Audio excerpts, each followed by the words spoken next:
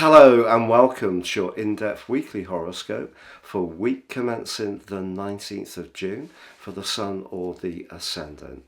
I'm going to share some standout details that we can all collectively relate to, but please stay with me. I will go through each of the 12 zodiac signs in much greater detail. Now this week sees a transition.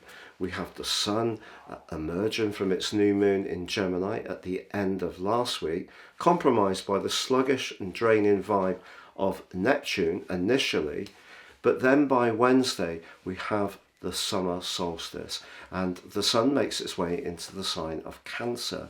This is an incredibly important event in the overall astrological calendar. Western tropical astrology is based on the seasons. So this is the start of a seasonal quadrant 2, and it's an influence which basically lasts for the next 13 weeks, despite the fact the Sun only being in Cancer for 4 weeks.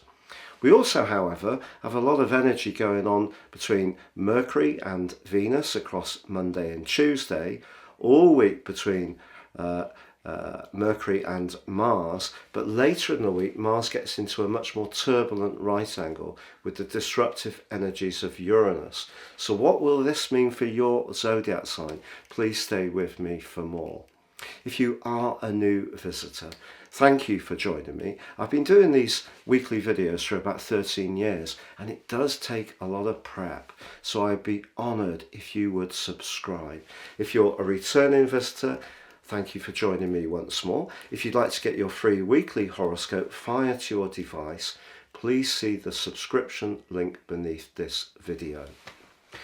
Also, if you would like to ascend above this zodiac broadcast and embrace the power of more serious astrology, if you give me 3 pieces of personal birth data of time, date and place of birth, I can provide for you your life roadmap report. This will help you to gain much more intimate understandings of the patterns that have played out in your life so far. But in my package of 30% off, you can also get your 12-month personal forecast, totally unique to you. Don't know your time? You can buy my solar package with the same benefits. Again, please see the link below. So Libra, your week commencing the 19th of June forecast has a really exciting set of energies between your ruler and Mercury on Monday and Tuesday, which could suggest some really exciting conversations. But also Mercury is linking to Mars for much of this week, and Mars is also, like Venus, in a very sociable part of your situation, and Mercury's in the area that's to do with contracts, higher education, travel.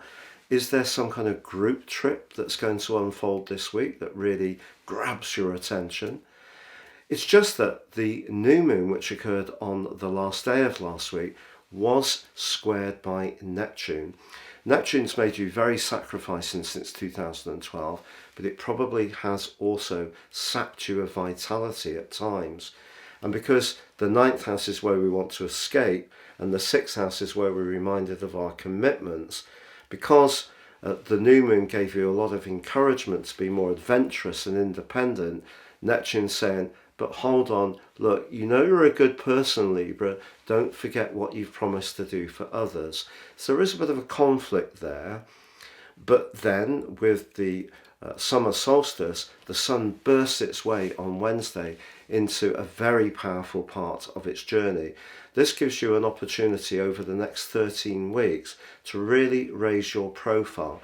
I know the Sun will just be in Cancer for 4 weeks, your 10th house, but the overall cardinal quadrant takes you round to your sign. So it's a time when you really can push hard to gain greater recognition for your talents.